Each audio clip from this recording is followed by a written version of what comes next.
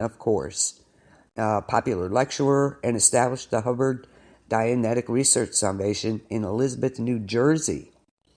And that's where he trained his first Dianetics counselors, or as they were known as auditors.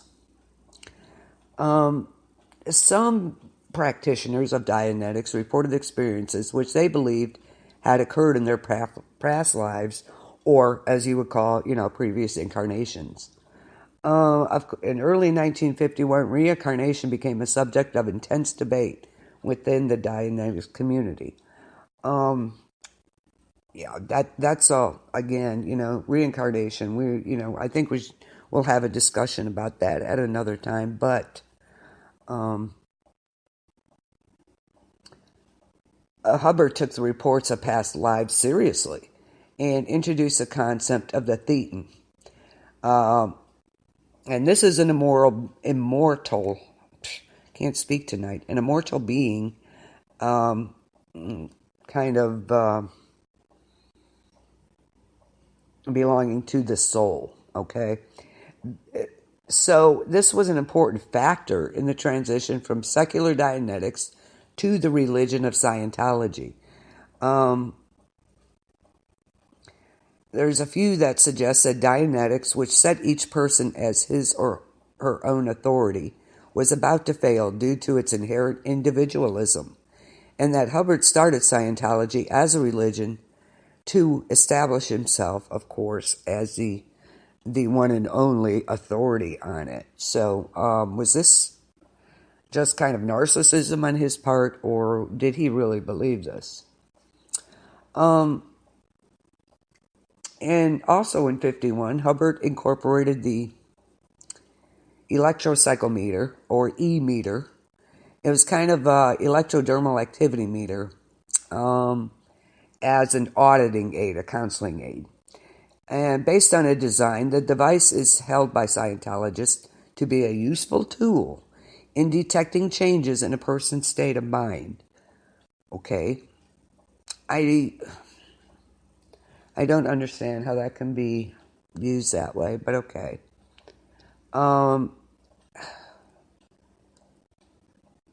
person's state of mind depends on what happens around them and their environment.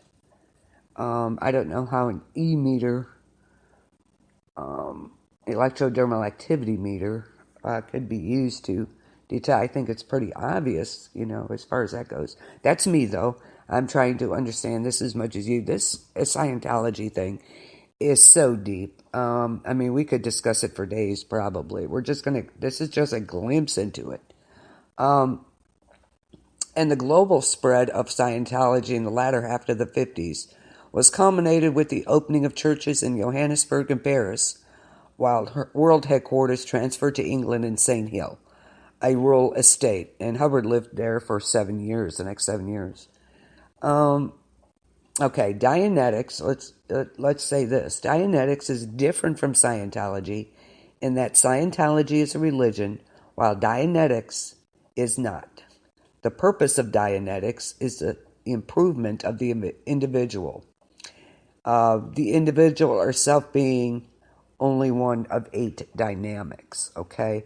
And we're just touching on this because we could really get into this really deep, okay? But that is the difference. Scientology is a religion, and Dianetics is the improvement of the individual or your self-being. Okay. Lots and lots of stuff on this. It's kind of crazy, and we're going to get into, of course, Tom Cruise in Scientology and Leah Remini.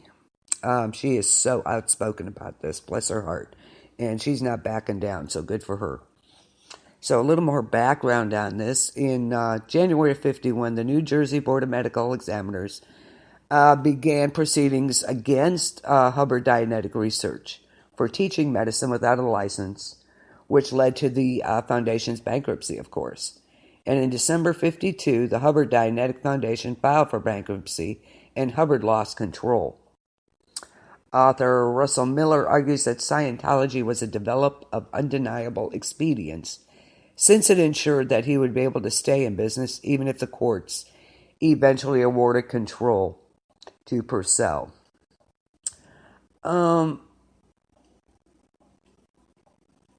This wasn't the supposedly this wasn't Hubbard's original intention. Supposedly intended for Scientology to be considered a science. In May 1952, Scientology was organized to put this intended service into practice. And in the same year, Hubbard published a new set of teachings as Scientology, a religious philosophy. Hubbard, in a letter written in 1953 to show he never denied that his original approach was not a religious one.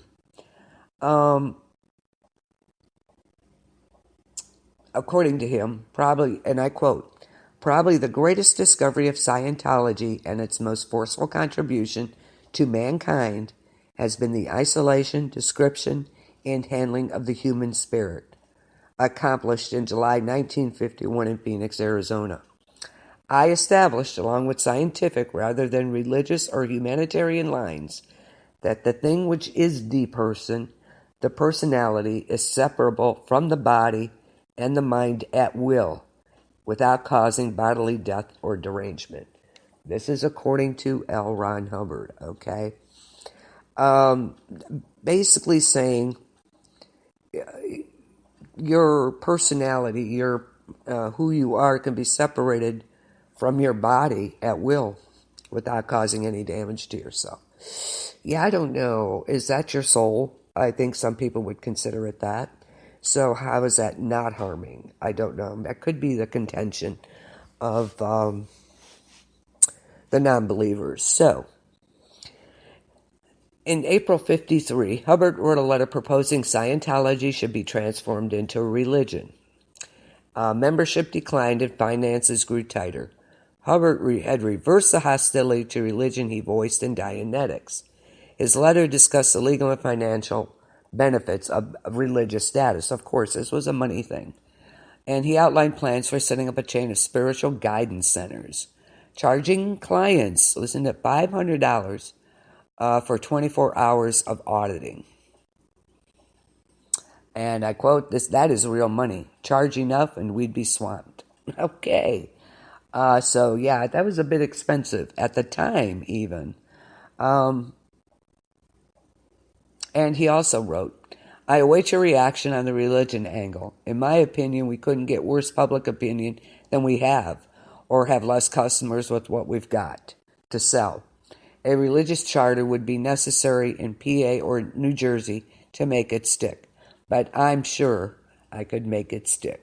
So there you go. I think it was more of a money thing with the religious angle.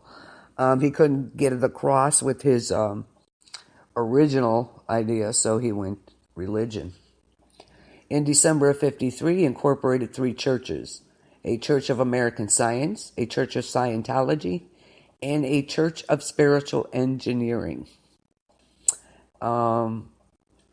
In February 1954, with Hubbard's blessing, some of his followers set up the first local Church of Scientology of California, adopting the aims, purposes, principles, and creed of the Church of American Science, as founded by L. Ron Hubbard. And surprisingly, the movement spread quickly through the U.S. and other English-speaking countries, such as Britain, Ireland, South Africa, and Australia. The second local Church of Scientology to be set up was in Auckland, New Zealand. Ooh, that's kind of strange. In 1955, Hubbard established the founding Church of Scientology in Washington, D.C.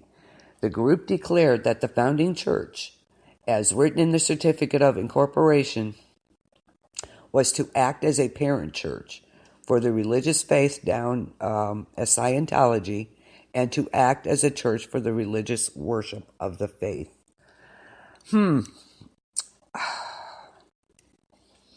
I don't know how they could discern that as a religion, but okay. I'm sure if we got into it more, the inner workings and everything of this church, we would know maybe a little more. It's very confusing, I think. So, and the church experienced further challenges. The U.S. FDA began an investigation concerning the claims of the Church of Scientology made in connection with its e-meters. Okay, those were the e-meters that